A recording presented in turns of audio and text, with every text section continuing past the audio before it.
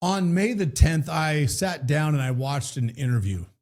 It was Benjamin Netanyahu on 60 Minutes, the Prime Minister of Israel, across from an American reporter on American television.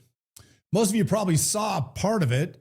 They aired only 18 minutes of that interview on national television, but the entire sit down itself was almost an hour and a half. I watched the short version first and I was intrigued by some things that I'd heard. And so I went and found the full version. I watched it. And then to make sure I understood what I had seen, I went and found the transcript from the episode and I read it. And then I read it again. Something in it wasn't sitting right with me and I just couldn't put it down. Netanyahu said that he wants to end American aid to Israel. And if you followed this show and if you know anything about me, you know that should have made me happy. I've spent years asking why we send billions of dollars overseas while the bills pile up here at home. And so when the Prime Minister of Israel goes on television and says it's time to wind that down, part of me wanted to stand up and cheer. But I didn't, because something just wasn't right about it. And so I kept watching the full interview again and reading the full transcript again. I need to understand the context and the truth of what he was saying. And the rest of what he said kind of changed the way I see it now. He said he wanted to draw the aid down to zero.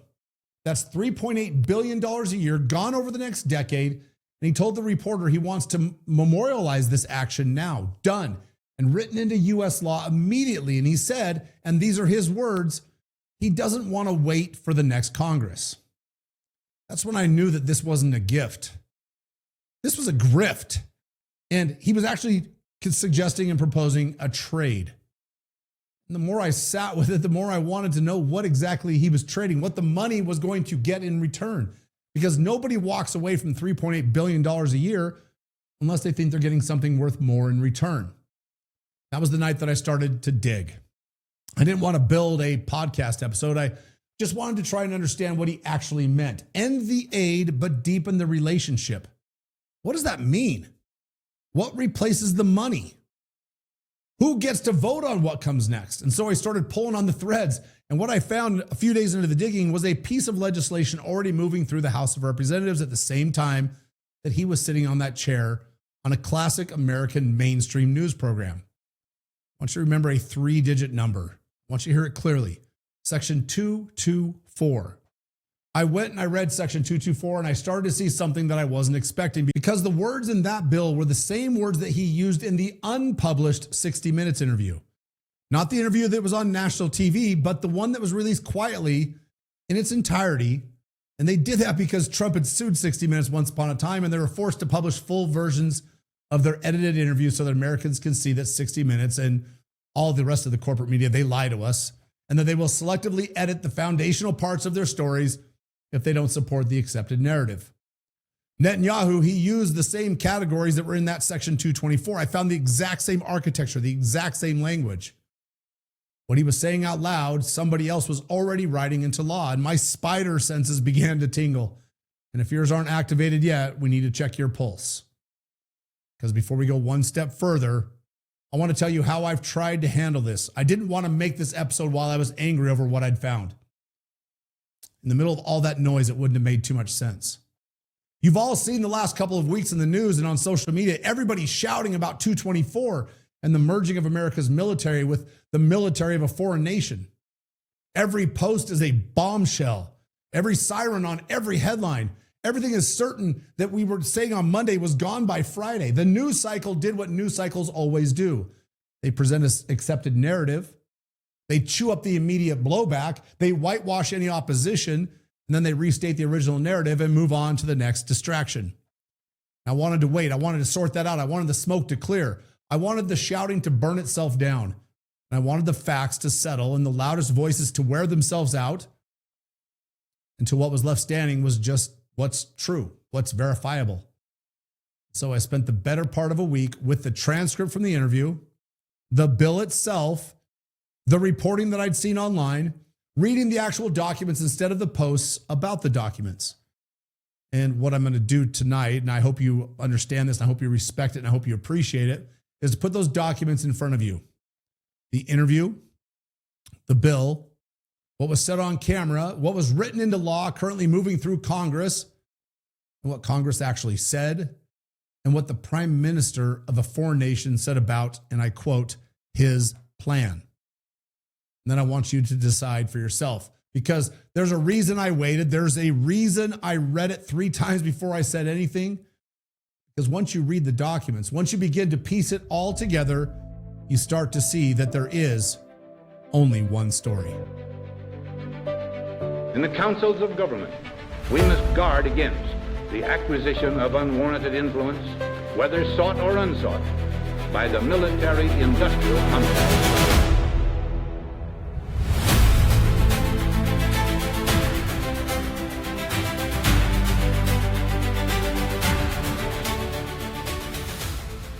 Welcome back to the Bring Our Troops Home podcast. My name is Dan McKnight, and if you're new here, this is a podcast about the Constitution, about war powers, about the question that Article 1, Section 8 settled 238 years ago, and about the people in Washington who have spent my entire life trying to walk back from it. If you're not new, you already know what we do here. We don't deal in noise.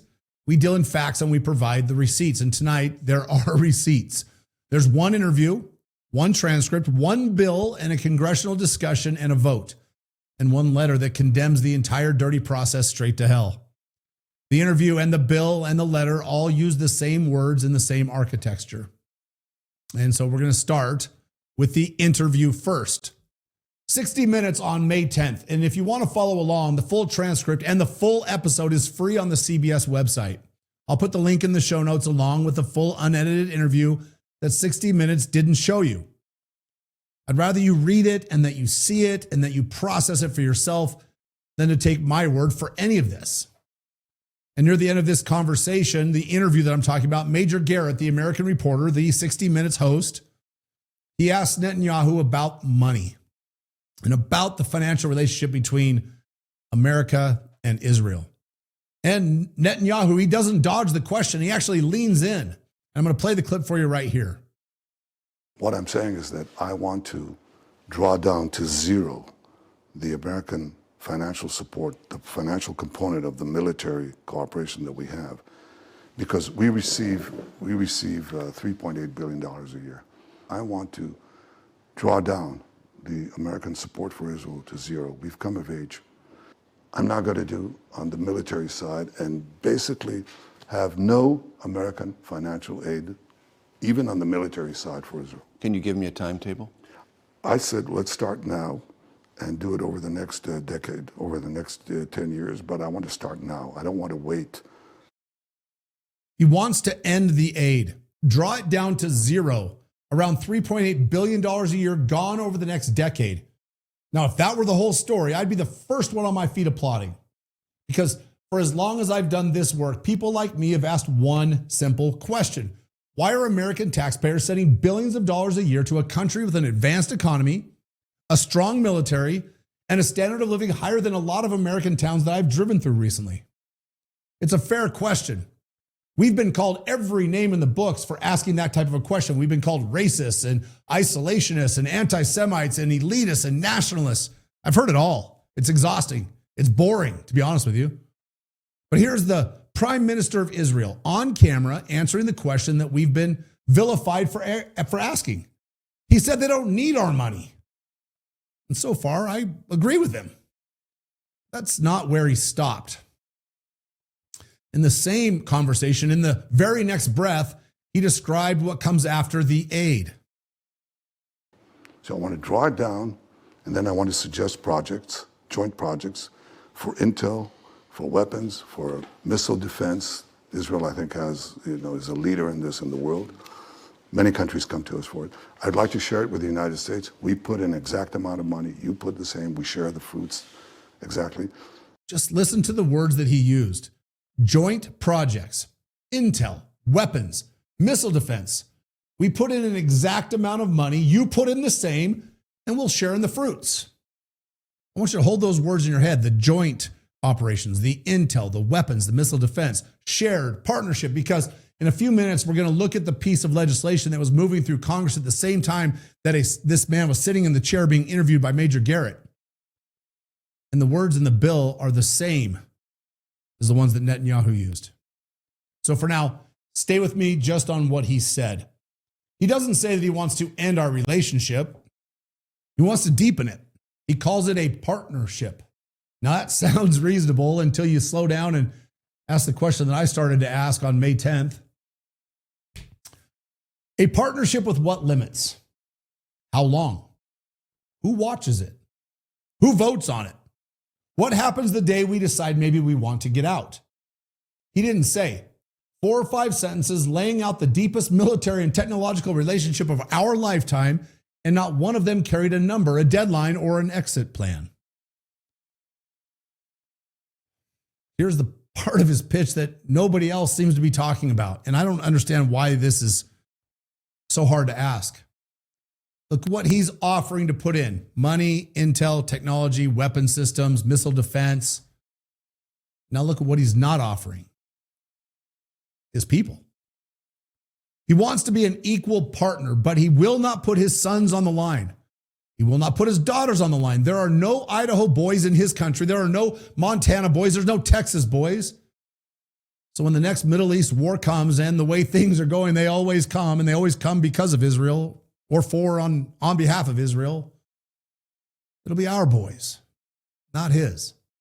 He's not offering boots. He's offering paperwork.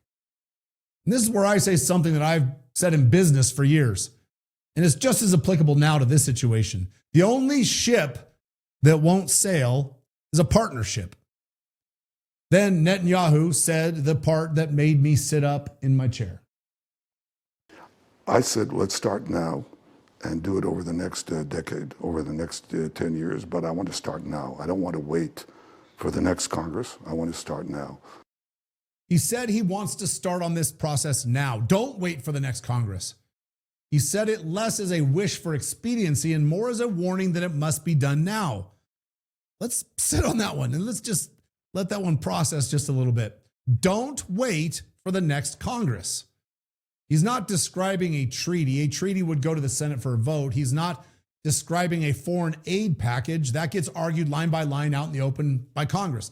He's describing something that he wants done now through legislation, through agreements, through executive action if necessary, before the next election can change who is sitting in the room. There's a moment in another interview this spring that has stayed with me. Megyn Kelly, who is no critic of Israel, she saw the same thing I saw with Benjamin Netanyahu, and she put her finger on exactly what bothers me about that word: partnership. He seems to think he's an equal partner. Not sure he's aware. He's got 10 million people in his country. We've got 330 million in ours. Our interests are a lot greater and, frankly, more important. Sorry, but they are. And we're running this thing. It's our military. It's our boots on the ground, not yours, that has been doing the lion's share of all this. So, yeah, we're not equal partners. She's right.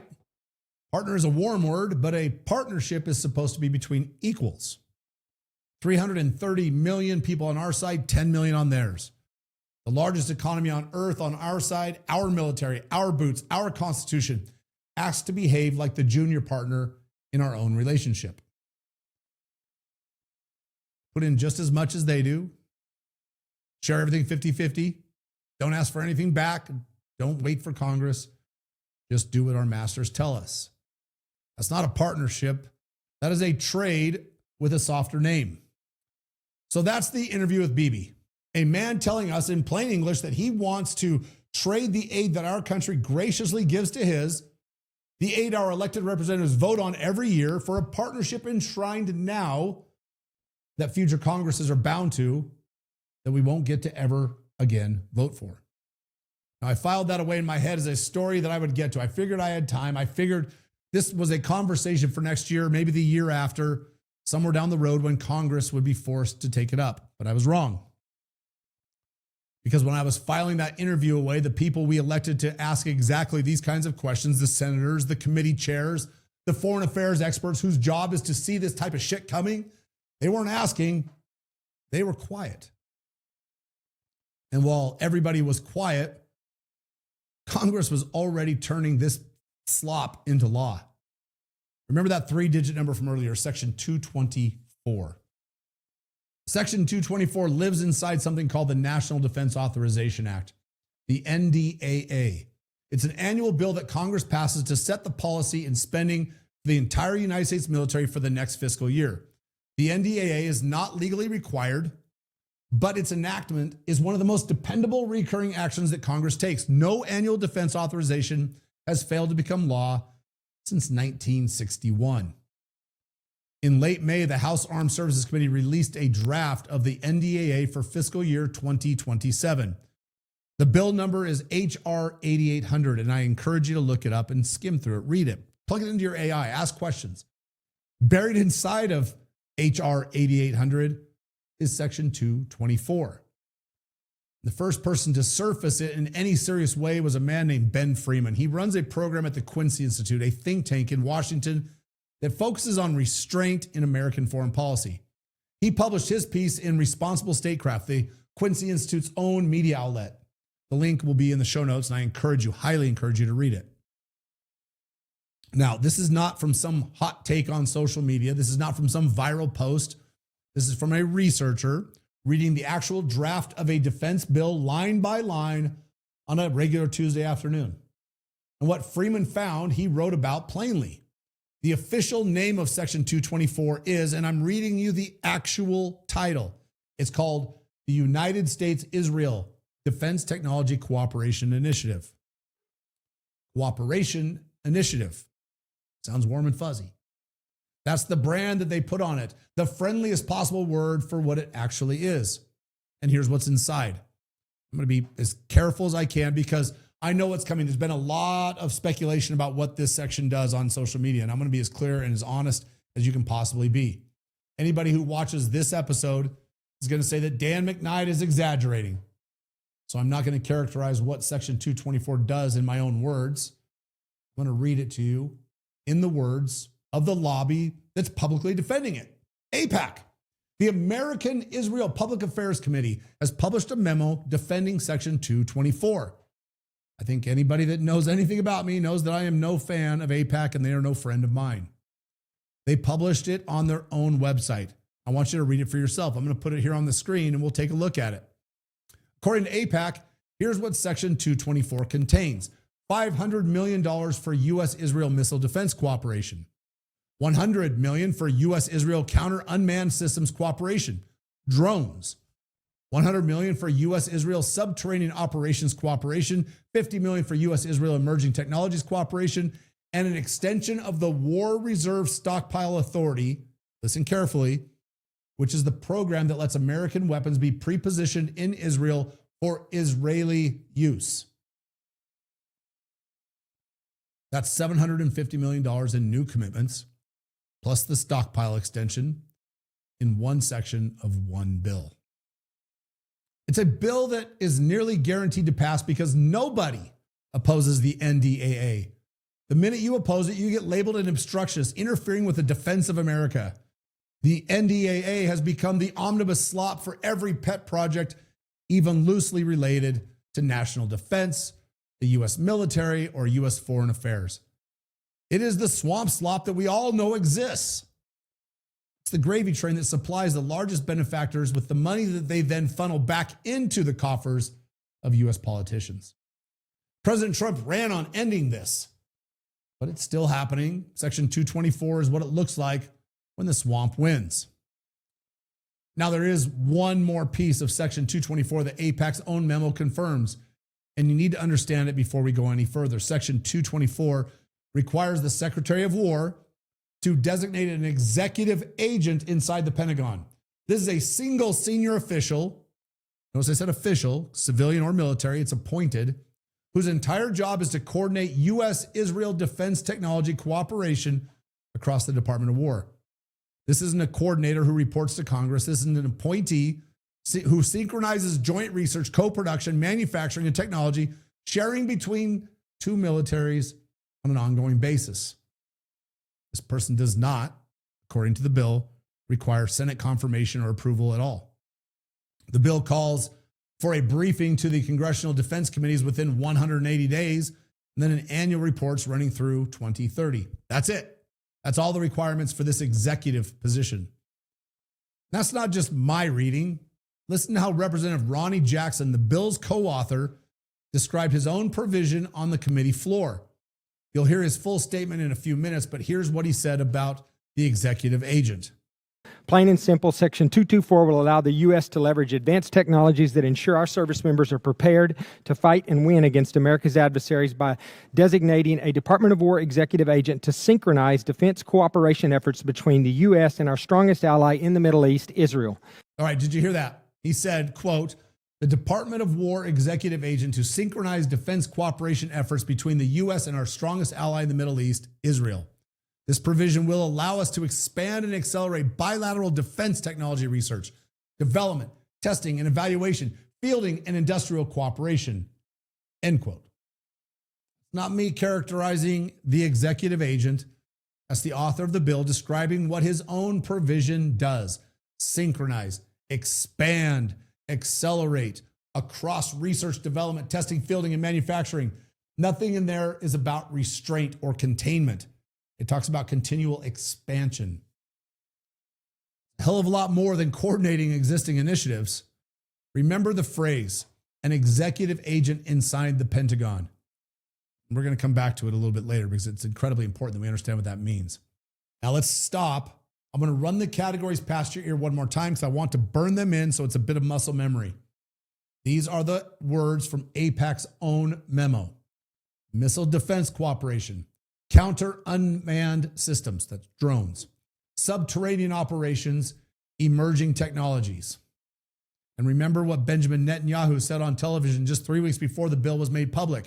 Joint projects, intel, weapons, missile defense. Are we starting to see a pattern here? The words, they're not similar. They're the same damn words. Missile defense in the interview, missile defense in the bill, missile defense in the memo, $500 million worth. Weapons, you talked about in the interview. Weapons are in the memo. Weapons arrive in the bill. Hundreds of millions of dollars across counter drones, subterranean and emergent technologies. Cooperation, mentioned in the interview. Cooperations in the memo. Cooperations in the literal title of the section of the bill, Section 224. This isn't a coincidence. You don't get vocabulary alignment like this clean by accident.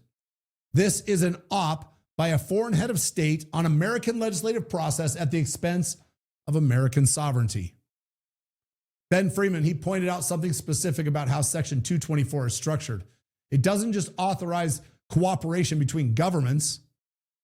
It would let Israeli-linked defense firms expand co-production facilities, joint ventures, and manufacturing work inside the United States, inside American congressional districts.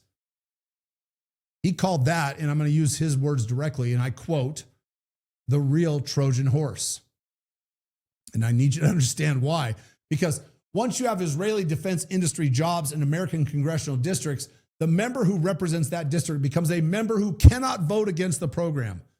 Not because they believe in the program or don't believe in the program, because their district needs the jobs and nobody ever votes against jobs. To understand how that really looks and how it works, and how you lock that type of bullshit in, you have to understand the reach of the defense economy. The Pentagon right now relies on over 200,000 companies supplying weapons and components and raw materials and technology and services. That network reaches all 50 states through prime contractors, subcontractors, research institutions, logistics providers, software companies, and small machine shops. Nearly every single one of the 435 congressional districts can be connected to military spending, either directly or indirectly. It may be a small business holding a Defense Department contract. It may be a university receiving military research funding. It may be a subcontractor several tiers below major weapons manufacturers. National Guard facilities, logistics operations, healthcare providers, construction firms, technology companies. It's all part of it. The military industrial complex touches nearly every corner of this country, and that makes defense spending the political third rail. To oppose military spending is often portrayed as opposing jobs in your own district. That is the one reason the defense budget continues to grow with little resistance from anything resembling a congressional majority. With only rare exceptions, members of both parties routinely support the annual NDAA without any serious obstruction or pushback or any sustained effort to reduce the size and the reach of the system itself. That is why BB and AIPAC Why they want Section 224 passed now, before a future Congress could mount any form of resistance, before the people could say enough. They want it done now.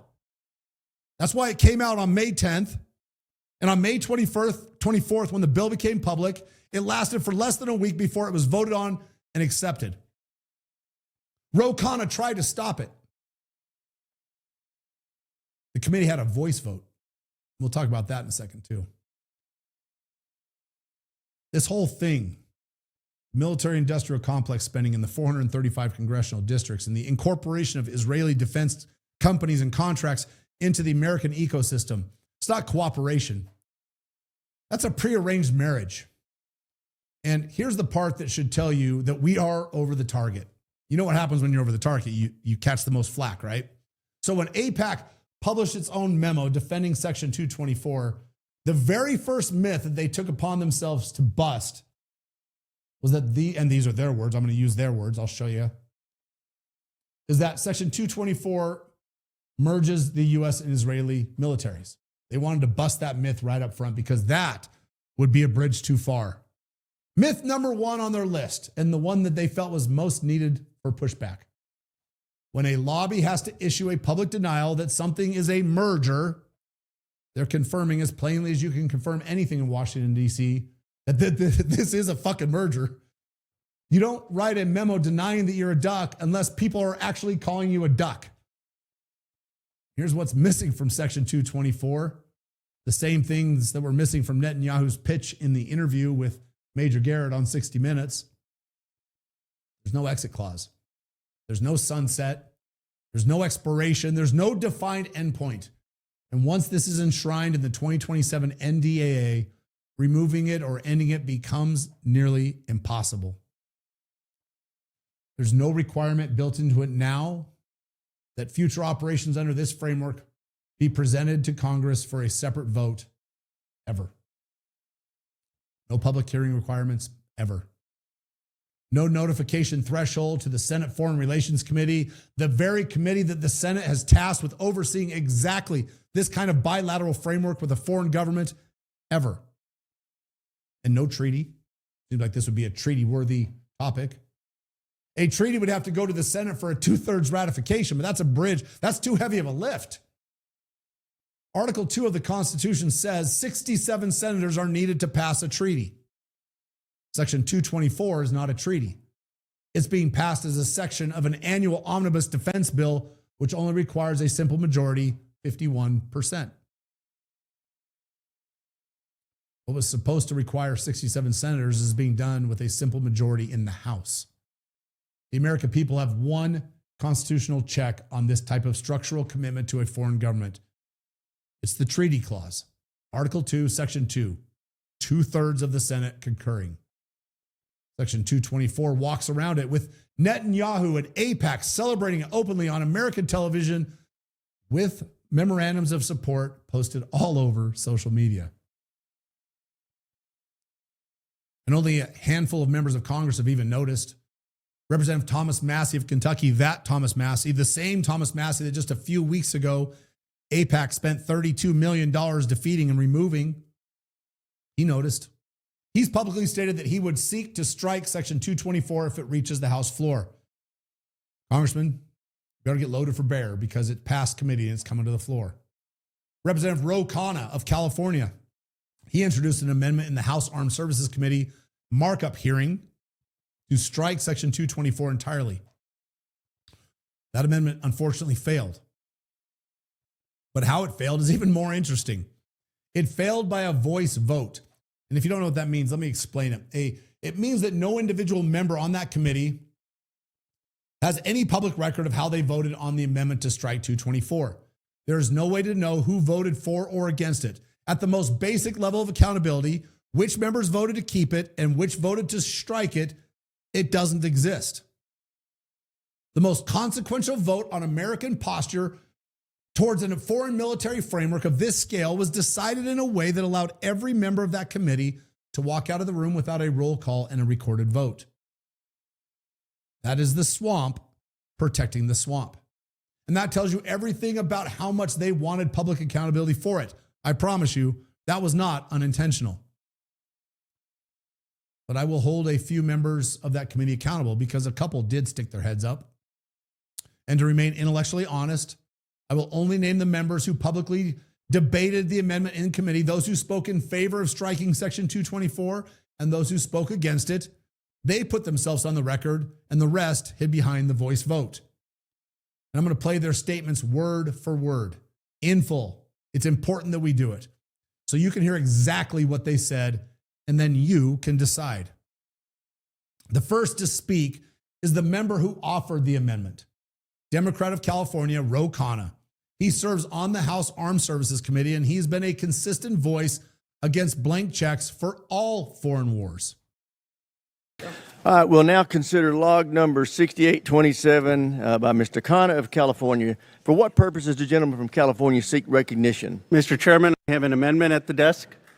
Will clerk distribute the amendment without objection? Reading the amendments dispensed with. The chair recognizes the gentleman for the purpose of explaining his amendment. Thank you, Mr. Chairman. Mr. Chairman, the American people are tired of the arrogance and insolence of Prime Minister Netanyahu telling America what we should do. The entire country of Israel has a GDP that is less than a single town in my district. Yet somehow Netanyahu thinks he could tell the American people what we should do. The person who's most upset with him right now is President Donald Trump. And everyone in America, whether you're a Republican, an independent, or a Democrat, says that we need to tell Netanyahu that America calls the shots, not the prime minister of any other country. They want less cooperation and blank checks to Israel, not more. Only the United States Congress would dream up at this moment, let's actually do more for Israel, not less. And that's what Section 2024 does. It's a pretty simple thing. Should we do more for Israel than we already do, or should we do less? If you think we should do more for Israel, you should be against my amendment. If you think we should do less for Israel at the time that he's arrogantly telling Donald Trump what to do, then you should be for my amendment. Now, let me just be clear. Mr. Netanyahu actually wrote to a member of Congress to put this Section 224 into the bill. He says, I know that aid is unpopular in America. I know that even Republicans don't want aid. So here's what you got to do. Quote, let's create a new framework. This is Netanyahu telling us what we should do. A new framework of joint defense cooperation, co-development, co-production, and mutual investment in areas including advanced missile defense, artificial intelligence, cybersecurity, and next-generation military platforms. Why? Because he doesn't want Congress to vote on the aid. He just wants it fused in the bill. Last I checked, Netanyahu doesn't have a seat on this committee, Mr. Chairman. We need to reject an amendment which his language is coming directly from the Israeli prime minister. And we ought to have any aid have a vote of the American people. I am for Team America. I am for the interests of this country. And I believe that when Donald Trump ran, he ran America first. That includes American interests against any foreign country. We should have American sovereignty and make it clear that we strike 224. If we want to give aid to Israel, if we want to sell them weapons, that should be a vote for the entire Congress. The chairman of the House Armed Services Committee, Representative Mike Rogers, Republican of Alabama, he responded next. Chairman Rogers wrote Section 224 into the bill. Gentleman yields back. Chair recognizes himself. Israel is our closest ally in the Middle East, and our cooperative programs enhance U.S. national security by giving our warfighters access to cutting-edge technologies. Section 224 doesn't create any new programs within the Department of Defense. It simply designates a single senior office official to coordinate existing initiatives. Section 224 actually improves oversight and accountability of these programs by designating a single official responsible for them. Claims that this provision somehow cedes authority to a foreign government are simply ridiculous. I urge all members to oppose the amendment. The ranking member of the committee, Representative Adam Smith, a Democrat from Washington, he speaks next. He introduced Section 224 alongside Chairman Rogers. Thank you, Mr. Chairman. I'm actually very sympathetic with some aspects of the remarks of Mr. Khanna about the frustration we have with Netanyahu's leadership in Israel. We have endless wars now in Gaza, in the West Bank, for that matter, in Lebanon. No effort to negotiate negotiate, no effort to find partners for peace amongst the Palestinians or the Lebanese, even where there are opportunities to do that. Mr. Netanyahu insisted on this war with Iran that has strengthened Iran and weakened our position. I do not like his leadership of Israel or where he is going, but the way this amendment was described is simply not accurate. To begin with, and let's be very clear on that, this is not a new framework. It's not a new framework at all. We have 3 existing programs right now where we do military cooperation with Israel to develop technologies. Those programs already exist. This amendment doesn't create a single other program other than those 3. It suggests some other areas where maybe we should look at opportunities. And as the chairman noted, we had somebody now appointed to coordinate those programs. This amendment comes at a very bad time because of everything I just said about Israel, but let's not forget about what the amendment actually does. And the other part of this, and I agree with the chairman, to say that this is us bowing to the bidding of Israel on this is completely inaccurate. The reason we're doing this is because we benefit from that technology development. We develop the weapon systems. And the reason that we have these partnerships with Israel where we may not have as many developed partnerships with other NATO countries is because Israel's actually been having to fight. They have faced drone attacks and missile attacks. They have had to develop new technologies that we've benefited from. So I agree with the sentiments and the frustrations with the Netanyahu government. I strongly disagree with the notion that this is Congress just bowing to what Netanyahu wants. This is to our benefit. Now, I would suggest, and this just occurred to me this morning, we ought to be doing the same thing with Ukraine, because Ukraine is another partner that is having to fight and learning. We should develop drone technology, counter-drone technology, counter-missile technology. This is a partnership that benefits America. A whole host of other issues. You know, I'm a prime sponsor of the West Bank Accountability Act to sanction the actions that are going on there, things we need to hold accountable. But taking a step back from using technology that is available to us just because we strongly disagree with where Israel is at right now, I think would be a mistake. So I think this is a program that helps us develop these technologies. It's not an expansion. And again, I want to make it very clear, this is not a new framework. This framework has existed for quite some time. So I hope we will not mischaracterize this and we'll vote on this amendment that is in front of us, not on the larger issue of how we deal with Netanyahu's government in Israel. I urge a no vote and I yield back. Representative Don Bacon, Republican of Nebraska, a retired Air Force Brigadier General and one of the worst members of Congress, to be honest. I'm thrilled to see he's actually going to retire at the end of this term. Listen to what he had to say. Go to Mr. Bacon of Nebraska right now. I'll keep it brief. You know, this is a win-win relationship. We have Silicon Valley. Israel has Tel Aviv, and it's like Silicon Valley #2. We have gained so much technology advantages from our partnership with Israel, and vice versa, they gain as well. And this is what we're trying to do, is create that synergy. They support our foreign policy. They've been the most supportive of us in the UN. They're the only democracy in the Middle East, and so I'll oppose the amendment. I'll yield back. Next is Representative Joe Wilson. He's a Republican from South Carolina. He is famous, for those of you that pay attention, for standing up at the State of the Union address when Obama was speaking about Obamacare and being able to keep your own doctor if you like your doctor, and yelled, "You lie." Remember that? He screamed it out at a sitting president. He's a longtime Israel hawk, and he sits on the House Foreign Affairs Committee and the Armed Services Committee, and "you lie" should be shouted back at him after what he offers in this committee as his testimony. Check it out. And yields back. Chair recognizes Mr. Wilson of South Carolina. Thank you, Mr. Chairman. Indeed, I agree with the ranking member, and that is that we benefit from our association with the people of Israel. They have been instrumental because they're in a real war of enemies who are trying existentially to murder all the people of Israel. And with that, we've learned so much about anti-missile capability and to protect the American people, to protect the people, all of our allies from Turkey to Saudi Arabia back to Azerbaijan. And so also it should be known that it should be not a surprise that this is beneficial to the American people and that we have a regime that is chanting death to Israel, death to America, death to the great Satan, which is the United States, with the little Satan, which is Israel. This is not interconnected. And then we should also remember the Hamas covenant of August 1988. And Article 7 provides to chase down every Jew behind a rock or tree until you find the last Jew behind a rock and kill him. That's their plan. But after that, they come after us. We already see that with the nuclear capability that Iran is trying to develop, with missile capability one day might even reach California. I yield back. Sit with what Wilson just told you. He's quoting an enemy regime that calls America the great Satan and Israel the little Satan. That's the threat he's using to justify deepening America's military integration with Israel. Run that through your head one more time. The senior partner, America, is the one taking fire. The junior partner, Israel, is the one being defended. And Wilson didn't bring that up to oppose the partnership. He brought it up to defend deepening it. Next is Representative Jared Golden, a Democrat out of Maine, a Marine combat veteran, served 2 tours in Afghanistan. Gentleman yields back, Chair, and I recognize Mr. Golden.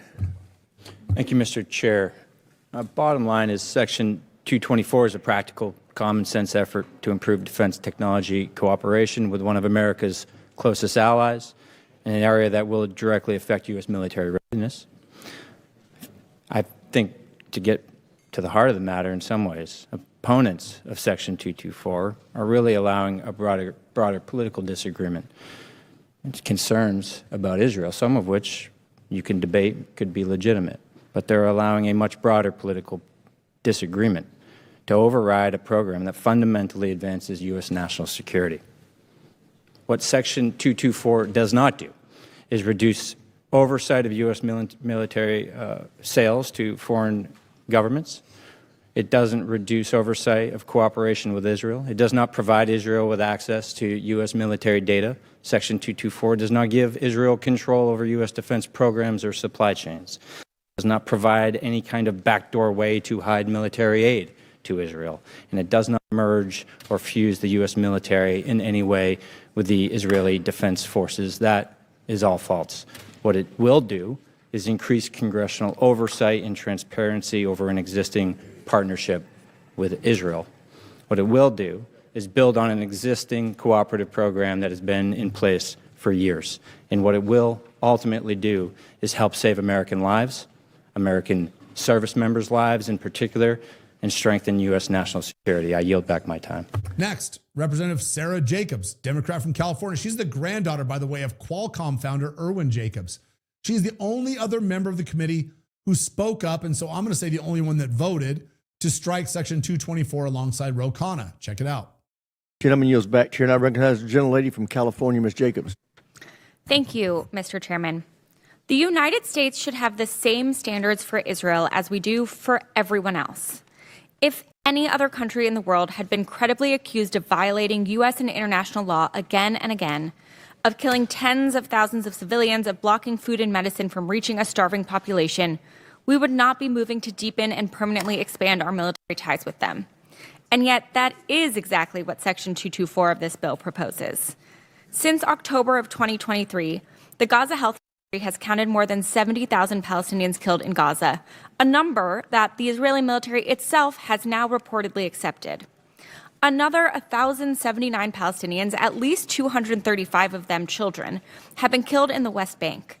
Settler violence has reached unprecedented levels, and the Israeli Security Cabinet has approved 34 settlements in the West Bank, another violation of international law. But even against that backdrop, Section 224 would institutionalize and expand U.S. military integration beyond anything in the history of the relationship, fusing our defense industries across research, production, and emerging technologies. And for my colleagues who say that this vote is actually not about the actual provision, it is. Emerging technology is not an abstraction. It means cyber. And that is one field where we have already had to act against an Israeli firm for turning its tools on us. In 2021, the Commerce Department blacklisted NSO Group, the maker of Pegasus spyware, for malicious cyber activity against U.S. interests after its software was used to target government officials and journalists. 2 administrations from both parties left it on that list. And that same company is right now trying to buy its way into the American market. Fusing our defense and technology sectors together permanently with no conditions in the exact area where we have already been burned is reckless on its own terms. And it would do it through a must-pass bill with almost no oversight and with none of the human rights conditions that govern the rest of our security assistance. We already have laws on the books that tell us what to do in this situation. The Leahy Law prohibits assistance to foreign militaries that have committed gross violations of human rights. The Foreign Assistance Act prohibits arms transfers to countries that are restricting U.S. humanitarian aid, and Israel has been consistently blocking and restricting humanitarian assistance. These laws exist, and they're not being followed or enforced. And instead of demanding enforcement, this committee is proposing we reward that conduct. This committee should enforce the laws we've already passed and condition offensive weapons as those laws require, not permanently entrench our militaries together with no strings attached. A clear majority of Americans, 60%, already oppose sending more military aid to Israel. They will not support this, and neither should we. I urge my colleagues to support this amendment to strike Section 224. I yield back. All right, now, two members are about to do something that requires you to listen very carefully. Both of them, Representative Ronnie Jackson, Republican of Texas, and Representative Don Davis, a Democrat of North Carolina, are about to claim authorship of Section 224. And both of them are about to deny on the public record in the committee hearing that Netanyahu sent a letter to a member of Congress instructing what should be in the bill. Listen to what they say, and we're going to come back to it. Dr. Jackson's first. Gentlelady yields back. Chair recognizes Dr. Jackson. Thank you, Mr. Chairman. I actually am the author of this, to my knowledge, to the best of my knowledge, along with my colleague, Mr. Davis. And I don't know what Mr. Khan is talking about, but I never received a letter from the Prime Minister. So that's complete misinformation. Mr. Chairman, this amendment is nothing more than a political stunt to remove a critical bipartisan provision that I was proud to craft with multiple members across both sides of this committee to get included in this year's bill. Plain and simple, Section 224 will allow the U.S. to leverage advanced technologies that ensure our service members are prepared to fight and win against America's adversaries by designating a Department of War executive agent to synchronize defense cooperation efforts between the U.S. and our strongest ally in the Middle East, Israel. The provision will allow us to expand and accelerate bilateral defense technology, research, development, testing, and evaluation, fielding, and industrial cooperation, a relationship this committee has supported and reinforced over many NDAAs, but also ensures that we are turning our previous and current investments into real technological military advantages for U.S. systems and warfighters. For example, last year's NDAA fully funded U.S.-Israel cooperative missile defense programs, including Iron Dome, Arrow, and David Sling, as well as authorized funding to expand cooperation with Israel on counter-UAS initiatives, counter-UAS funding to expand cooperation with Israel, continue U.S.-Israel anti-tunnel cooperation program, and establish a U.S.-Israel defense industrial base working group to evaluate opportunities for greater collaboration on defense production. This initiative builds on that momentum by facilitating the transition of cutting-edge technologies from research and development into procurement and acquisition pathways, as well as directing the U.S.-based co-production and manufacturing partnerships. Over the last week, we've seen an incorrect, uninformed narrative shared by many members of the House on this committee that Section 224 would merge the U.S. and Israel militaries together. The provision clearly outlines that integration here means integrating useful technologies into U.S. systems, programs of record, and acquisition pipelines. The bill in no way places U.S. forces under Israeli command, nor places Israeli troops under U.S. command.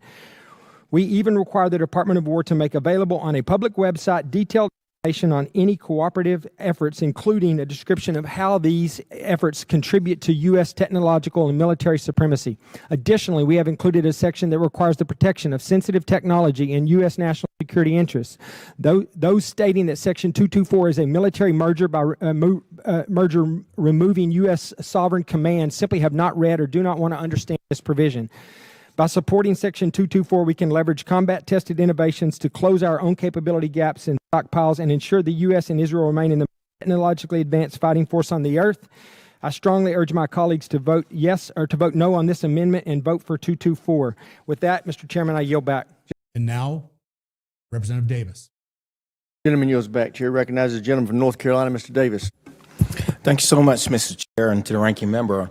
Representative Jackson, we've worked on this for some time, and I must admit, too, I haven't received a letter from the Prime Minister. But let's be clear. Currently, the U.S. and Israel cooperate. This amendment would not stop the collaboration. However, what it would do is hinder our ability to cooperate more efficiently. The spirit of Section 224 is to help us better organize our efforts, hear this, against bad actors around the world. These bad actors are coordinating. They're working together in an unyielding way to effectively and efficiently inflict harm upon Americans. If we don't coordinate and have the necessary defense systems in place, the bad actors would then exercise their free will against us. In April of 2024, Seymour Johnson Air Force Base, they sent a team of F-15Es. They went over within a 22-hour window, and they began to knock about 80 missiles and drones out of the sky coming from Iran. Here's where I'm heading. Modern warfare is quickly changing, quickly. Is it best practice to use resources such as an AMRAAM against a $20,000 drone? We have learned so many lessons from Putin's war. And yet there's so many lessons for us to learn. The cost of war, research, development. If we're really concerned about cost, why not explore and collaborate in a real way to look at research and employing advanced technology? If peace is our goal, Section 224 serves as a deterrent. It does. Lastly, this is not just about the United States and Israel. It's about how we advance technology, how we innovate to protect the American people and our allies. I was deeply honored to attend the decorating ceremony, recognizing those exceptional airmen at Seymour Johnson Air Force Base, those brave heroes that performed their mission. And I will say, in the same spirit of their dedication to the mission and this country, I ask to reject this amendment. Thank you, and I yield back. All right, there's one last member who gave testimony in this markup hearing. It's Representative Austin Scott, Republican from Georgia. Gentleman yields back. Chair recognizes the gentleman from Georgia, Mr. Scott. Thank you, Mr. Chairman. I support Mr. Jackson and what he has put into the base text of the bill. And I just want to remind my colleagues that there are over 50 Muslim majority countries in this world. There is one Jewish majority country in this world. If you want to stop the war with Israel, stop starting wars with Israel. That would be my suggestion to the rest of the world. I think that the alliance between the United States and Israel is extremely important, and I, for one, hope that we continue that alliance and that that alliance becomes stronger as time pushes forward. With that, I yield. That was it. That was the entire debate on the most substantial military language potentially committing America, troops, treasure, and technology and resources to a foreign government in our lifetime. That was the entire debate, 20 minutes. The amendment to strike Section 224 was killed by a voice vote moments later. Check it out. Gentleman yields back. Is there further debate on this amendment? Seeing none, the question occurs on the amendment offered by Mr. Khanna. So many as are in favor of his amendment will say aye. Those opposed say no. No. Being chair, the noes have it. No, amendment fails. We now. To remain intellectually honest, I can only say that Khanna and Jacobs voted aye because the rest of the committee voted no. Nobody else testified in favor of it, and there is no recorded vote. There's no way that's left for any individual member to be held accountable for their vote. That was intentional. I want to close this part out by saying something that I read in the New Republic, and I apologize for anybody questioning why I read the New Republic. I read everything. The New Republic is not a conservative magazine. It's not an America First publication. It's been a center-left voice in American journalism for over a century, which is why their conclusion on this story actually matters to me. It's a piece that they published on June 5th. It says, quote, Netanyahu claims to support ending U.S. military aid to Israel, likely because provisions such as Section 224 would ensure that Israel gets American help by other means, end quote. That sentence, written by a reporter in a mainstream center-left magazine with no involvement from this show or from any America First movement or from any of the voices on social media being smeared right now, the same conclusion that I reached sitting at my desk, reading the transcript and the bill side by side at the same time. Netanyahu said he wants to end the aid and he gets to look reasonable on TV. Then we hand him something worth $750 million in new commitments, no exit strategy, no sunset, no 2/3 majority vote, a co-production system that locks future Congresses into supporting it without ever facing another vote. If you think it ends with just a few broad commitments included in the original text of 224, you better read the damn text again. Read it for yourself. Read it critically. It's so vague that Netanyahu will be able to drive any additional provisions that he wants through it with the assistance of his captured American congressman. Yes, it's true. The aid potentially will end over a decade, but what replaces the aid is bigger than the aid itself. That's not a partnership like Netanyahu referred to it. That isn't a trade. That's a framework built to outlast the next election, the next president, the people who made it. It was being written into law at the same moment the Prime Minister of Israel was on American television describing it in plain English. Two sources, nearly identical vocabulary, released within weeks of each other, one on TV, one in legislation in the United States House of Representatives. So now a question should start to rise. It should be bubbling to the surface. And if it's not, I'm just going to come out and say it. Who knew? Who knew the timing? Who knew the section was coming? Who arranged for the interview to drop in the first part of May and the bill to drop later in May? Who put Section 224 into the draft? Who else in Washington had been briefed on what Netanyahu was about to say on 60 Minutes? If these were two separate events, you and I are being asked to accept a coincidence that defies belief. If they're the same event, somebody planned it. Who? May 10th, Sunday, Netanyahu sits down with 60 Minutes on American TV in front of millions of Americans, and he makes his case, end the aid, build a partnership, joint projects. Don't wait for the next Congress. 16 days later, Tuesday, May 26th, the House Armed Services Committee releases its draft of the NDAA, bill number HR 8800. You need to find it and you need to read it yourself. And buried inside of it is Section 224. The next day, Wednesday, May 27th, Benjamin Netanyahu, he meets with an American congressman in Jerusalem. Did you hear that? Congressman is Marlin Stutzman, Republican of Indiana. Probably all part of the Pence machine. He's not a member of the House Armed Services Committee at all. He has no formal role in drafting Section 224. He flew to Jerusalem to meet privately with Prime Minister of Israel the day after 224 became public in Washington. What they discussed in that meeting, it's not a secret. We have it in writing. In Netanyahu's own words, by his own pen. This isn't speculation. This is documented, it's sourced, and it's available for your own review. It'll be in the show notes. But I'm going to show you right here too. Just give me a second to work up to it. On May 31st, Sunday, Representative Ro Khanna announces on social media that he's going to file an amendment to strike Section 224. He posts, quote, "I am for the American people calling the shots, not Netanyahu. I'm for Team America." End quote. June 1st, Monday, 48 hours before the committee will mark up the bill, the Prime Minister of Israel writes that letter I mentioned earlier to Congressman Stutzman. The letter is on official Israeli government letterhead. Here it is. In the letter, Netanyahu refers to Section 224, the American Defense Bill, written by American hands, debated in American committee, using two words. The words that Netanyahu used, my plan.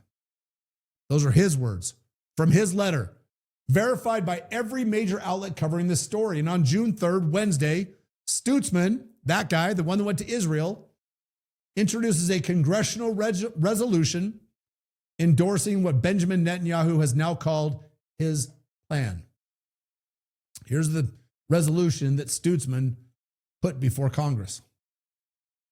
So now a foreign prime minister's plan, formally adopted and introduced by an American congressman after meeting in Jerusalem, and a letter on official Israeli letterhead.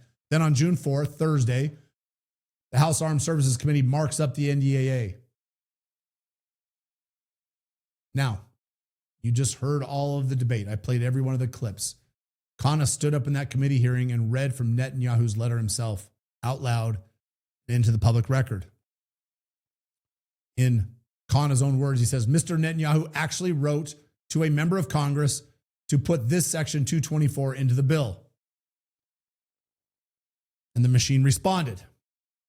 Two members of that committee, Representative Ronnie Jackson and Representative Don Davis, they challenged Khanna's claim. They said they have never received a letter. They argued Netanyahu had no role in drafting Section 224. God dang it, the letter exists on Israeli government letterhead, calling Section 224 his plan, dated June 1st, 3 days before the vote. And then the amendment was killed by a voice vote, quietly, so nobody gets to hold anybody accountable. And on June 5th, Friday, the day after the markup hearing, after the amendment had died, AIPAC issues a press release applauding the House Armed Services Committee for keeping Section 224 in the bill. Don't believe me? Check it out. And on the same day, the New Republic publishes the piece that I quoted from earlier. 26 days from the Prime Minister's interview on American television, through the private meeting in Jerusalem, through a letter on official Israeli government letterhead, through a congressional resolution endorsement of the bill, through a markup hearing, through a voice vote that killed every chance for accountability, through a lobby press release celebrating the results. 26 days. We have to do it now. We can't wait for the next Congress. That's what that looks like. That's what that kind of timing and demand and coordination looks like. 26 days. We can't pass a bill to fund our border security or the TSA at the airport or school lunches. But in 26 days, a foreign prime minister can go on an American, historically classic American news channel, say he wants to end U.S. aid to his country and develop and deepen this partnership. And 16 days later, his exact verbiage shows up in a bill in the House of Representatives. And in 20 minutes of debate, 20 minutes, an attempt to block it is killed. And it's off to the House floor where it will likely pass and be enshrined literally forever. So when I ask who knew, I already know the answer. And I'm going to spell it out for you in case you've missed it. Here is the answer. Netanyahu, he knew. He directed the whole play. Stutzman knew.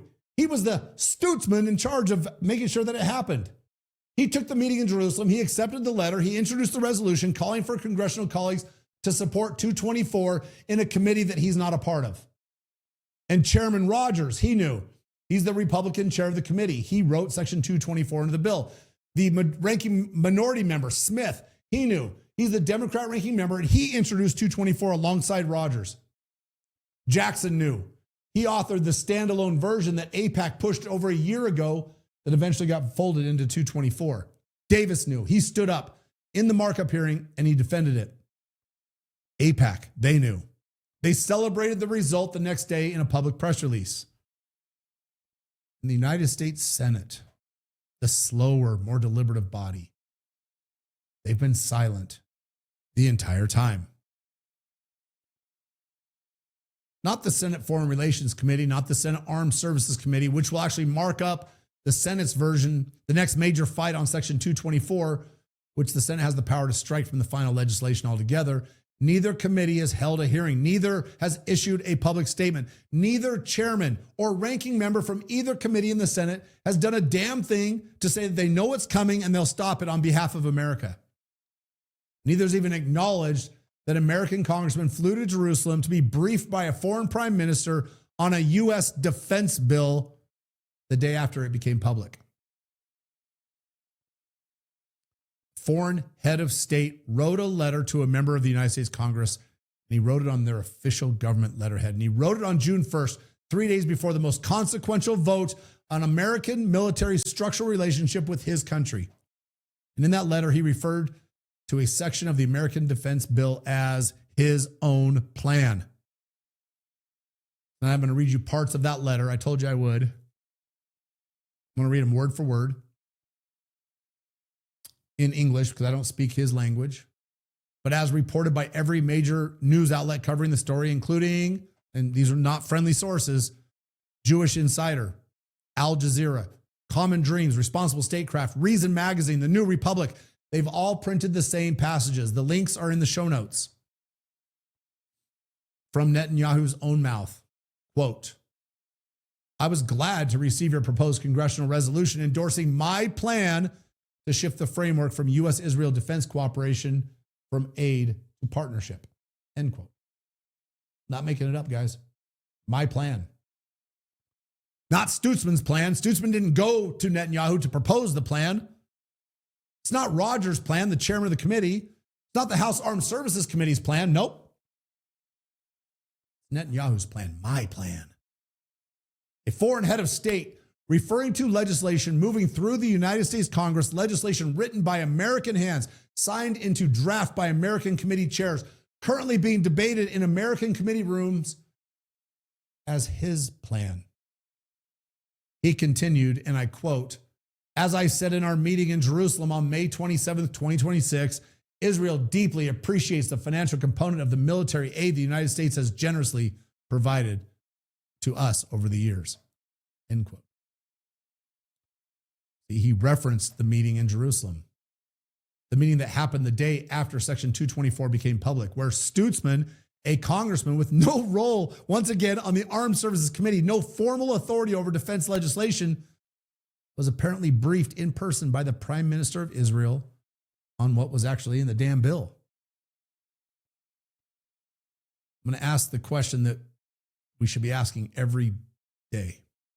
Why is an American congressman with no committee jurisdiction over a defense bill being personally briefed in Jerusalem on the contents of that defense bill by a foreign prime minister the day after it became public? The letter continues, quote, the time has now arrived for us to move from aid recipient to partner. Let's create a new framework of joint defense cooperation, co-development, co-production, and mutual investment in areas including advanced missile defense, artificial intelligence, cybersecurity, and next-generation military platforms, end quote. There it is again. Let those words run past your ears. A new framework, co-development, co-production, joint defense cooperation, advanced missile defense systems, artificial intelligence, cybersecurity, next-generation military platforms. These are the same words across 3 documents, across 3 weeks in the interview and the corresponding transcript, 3 weeks before the vote, in the letter, 3 days before the vote, in Section 224, currently in the bill. The same vocabulary, the same architecture. Is it the same author? Going to be careful here. I don't have proof that Netanyahu held the fucking pen that wrote Section 224. But what I do have is that letter on his letterhead where the Prime Minister himself calls the piece of American legislation his plan. What I have is a meeting between him in Jerusalem and an American congressman the day after it was released. What I do have is a letter timed to arrive in Washington 72 hours before the committee vote. What I have are 2 members of the House Armed Services Committee, Ronnie Jackson and Don Davis, who are going on the public record to deny that Netanyahu played any role in writing Section 224. The congressman doth protest too much, methinks. What I have is the letter itself, which contradicts the goddamn denial. It's a letter written in Netanyahu's own words, by his own hand. So you decide. I'm going to strip everything else away, back down to the basics, and leave you with this. A foreign head of state, wanted by an international criminal court for alleged war crimes, wrote a letter, an official government letterhead, to a sitting United States congressman calling for a piece of American defense legislation, his plan. That's not disputed. You can't argue that that didn't happen. The letter exists. Every major news outlet covering this story has reported on it. And I've shown it to you here on this episode. The contents have been published verbatim across the political spectrum. And I've quoted from it here without taking any part of it out of context. The Prime Minister of Israel wrote to an American congressman, called an American bill his plan. And that plan passed out of an American committee 3 days later on a voice vote with 0 public accountability. That happened in the United States Congress in June of 2026 in the year of our Lord. 230 years ago, George Washington wrote his farewell address to the American people. In that address, and you can read the text yourself at the National Archives, he warned us directly about exactly what we're looking at tonight. His words, a passionate attachment of one nation for another produces a variety of evils. He warned that such attachments enable ambitious, corrupted, or deluded citizens in his own country to surrender the interests of their own country to a favored foreign nation.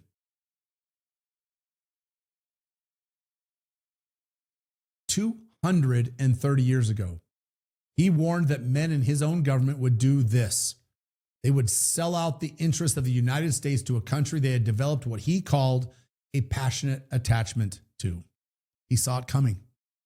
The founders, they saw it coming. They wrote the Constitution specifically to prevent it. They built the treaty clause, the appropriations power, the deliberative body, the recorded vote, the public hearing. Every one of those checks was designed for the moment that we're living through right now. Every one of them, every single one of them got walked around in 26 days on a leash like a dog by a foreign prime minister who wants to be our partner. And it's not because the safety checks failed, because the men charged with using them looked the other way like good boys and girls. Now, I've spent this entire episode being very careful with my words. In the first part of the episode, I called it a trade. In the second, we called it a framework, a bypass. And I've walked you through the documents. I've shown you the timeline. I've read the letter out loud to you, and I've shown you on the screen. I've played you every minute of the debate, every minute of it. Now, I'm going to tell you what I think this actually is. It's not a trade. It's not a framework. It's a fucking trap. The aid was not a gift back to the American people. The aid was the price tag. The aid was the visible thing, the thing that Congress could see, the thing that American people could measure, the thing that got argued line by line in public and hearings every year. What replaces the aid is invisible by design, a coordination framework with no exit clause, an executive agent inside the Pentagon, co-production facilities seeded into American congressional districts where local jobs lock into lawmakers who would otherwise be against it. There's no 2/3 vote by the Senate for ratification. There's no public hearings. There's only a voice vote with no accountability. One time. It's a foreign prime minister calling it his plan. This is no partnership. This is capture. And I use that word in episode after episode because it's the only word that actually fits this dystopian world that we're living in. We've been captured by, as Washington labeled, a country that we have developed a passionate attachment to. An American defense bill captured by a foreign government with the active assistance of American legislators from both political parties. That's what the documents show, and that's what this timeline proves. That's what that goddamn letter proves. It's a trap. But this doesn't end with Section 224. If this section becomes law, every future Congress will have to legislate around it, not against it. The co-production sites become jobs in districts. The executive agent becomes a permanent fixture inside the Pentagon. The framework outlasts the next election, the next president, and even the people who allowed it to happen to begin with. It's a trap. You don't capture a country in a moment. You capture a country in a structure. And once the structure is built, the next 20 Congresses inherit it. That's why Section 224 had to be done by a voice vote. That's why it had to be done before the next election. That's why it had to be done in 26 days. That's why it had to look like ending the aid, mirroring the campaign promises that Donald Trump ran on. Let them eat cake. Here is what we can do about it, I guess. It's kind of a black pill moment for me, but I always have a plan. We always have some action. Section 224 passed the House Armed Services Committee, and it's now going to move to the full House for a floor vote. And Thomas Massie, he's pledged to introduce an amendment to strike Section 224 on the House floor. It's where every member All 435 will have to take a public position. They will have to vote on his motion to strike one by one on the record for a recorded vote. After that, the bill moves to the Senate. The Senate Armed Services Committee will mark up the Senate version of the same bill.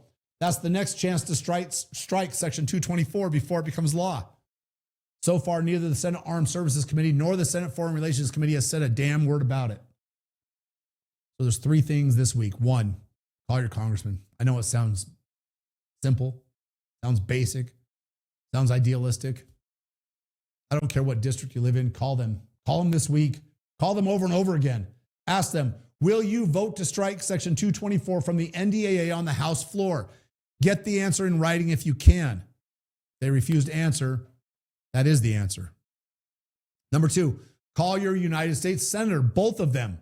Ask them the same question. Will you vote to strike Section 224 from the Senate version of the NDAA? Get the answer in writing if you can. You probably won't. Senate Armed Services Committee will mark up this bill in weeks ahead. And if your senator sits on that committee, your call matters more than anybody else's. Number three, go to defendtheguard.us and enlist in our movement. Fighting in DC has proven to be almost impossible, but we can still make massive strides in the states. Over 30 states have Defend the Guard legislation in some stage.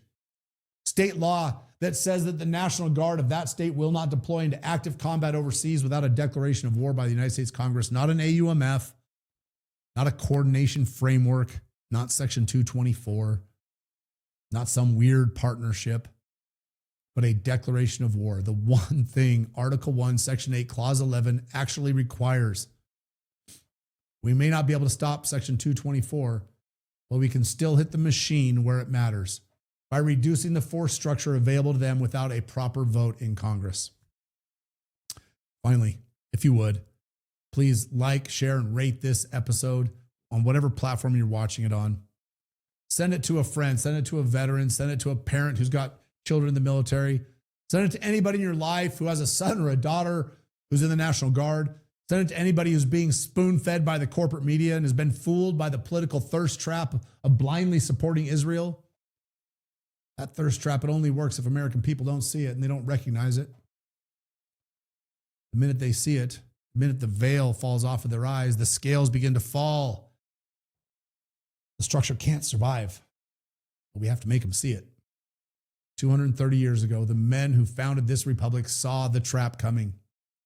They built the checks specifically because they expected this moment. And 230 years later, the men who run this republic walked right into the fucking trap.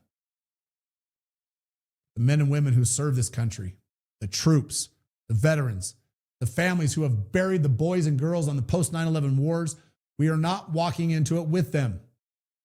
Not this one. Not under a framework that nobody voted on. Not on a plan written in some other country, not in Tel Aviv, not in Jerusalem, not by a voice vote in a committee room.